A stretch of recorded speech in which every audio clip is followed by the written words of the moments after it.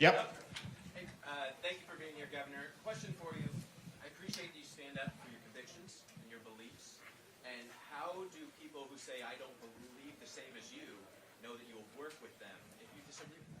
It's a great question. I think it's because there's a lot of things that happen under the sun. So you and I may disagree on an issue, and we'll fight over it. That's fine. But then next month there may be another issue, and maybe you and I agree. And you got to be able to put that disagreement on the previous issue aside to be able to work on the next issue. So my job is to maximize results. So not every issue is going to have the same coalition. You're going to have shifting coalitions. And there's things that I've done in Florida, doesn't get as much press, major initiatives that have gotten unanimous support in the legislature. Our conservation programs, our Everglades restoration, some of the things we've done in education with teacher pay increases, civics. We did a big financial literacy push in our schools. Some of the things we've done to support law enforcement. So on and on it goes. So I'm going to take strong stands. I'm going to say what I believe. But I also realize that my 80% friend is not my 20% enemy. And honestly, my 80% enemy can still be a 20% friend on those things, and you can work together on those, and I'm proud to do that. My job is to maximize the results, and I'll work with anyone that will be able to do that. Governor, I just wanted to add one thing to that, and because I think it's important. So, Dean Phillips is running on the other side of the aisle, right, for the Democratic nomination. Well, Dean, I did a bill with him in Congress, and we got it passed almost unanimously to try to fix some of the stuff that was broken that Thomas talked about in the CARES Act. I've got a bill with Abigail Spanberger, a Democrat from Virginia, to ban stock trading among members of Congress. Because I don't think that members of Congress should be profiting trading stocks while they're members of Congress.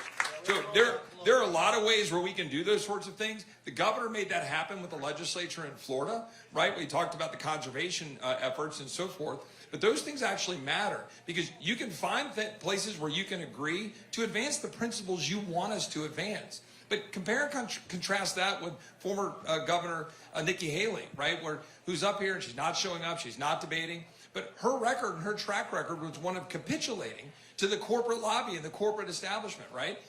After she was in office, what does she do? She gets on the board of Boeing, and instead of making sure bolts are in 737s and windows aren't blowing out of the planes, they're getting corporate stock buybacks. I don't think that's right. I don't think that's what you all want to see. And instead of making sure, for example, when she was the ambassador at the United Nations, of making sure that we were getting out of spending money, the money going to Hamas, that money kept flowing to Hamas and kept flowing through the United Nations to our enemies. There are things that we can do to fight for you. That's what the governor has done in Florida, and he's done it with Democrats to get it done. Thomas and I work on bipartisan basis, but to advance the principles you want us to advance, not to capitulate. Yeah, and I think on the stock stuff's important. So I was a U.S. congressman for 3 terms. I've recovered from that experience, don't worry. But before I took office, I sold the stocks, and since I've been in elected office, I've never made an individual stock trade.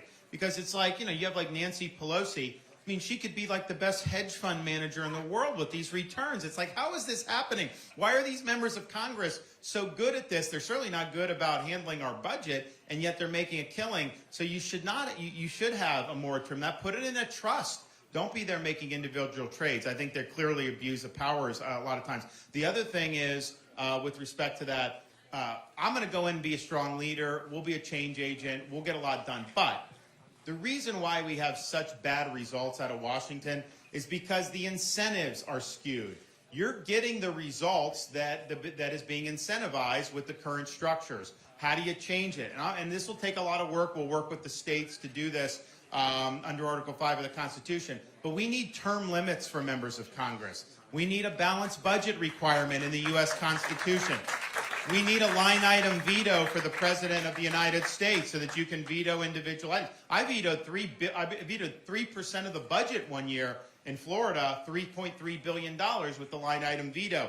Your tax dollars right now goes to do things like promote transgenderism in Bangladesh. Is that really a good use of your tax dollars? You want a president to be able to hack all that out. And then we also have to make sure that people in Washington are servants of the people, not rulers over the people. So I've always been in favor of a 28th Amendment to the Constitution, which says very simply, Congress shall make no law respecting the citizens of the United States that does not also apply to members of Congress themselves. Yes, ma'am.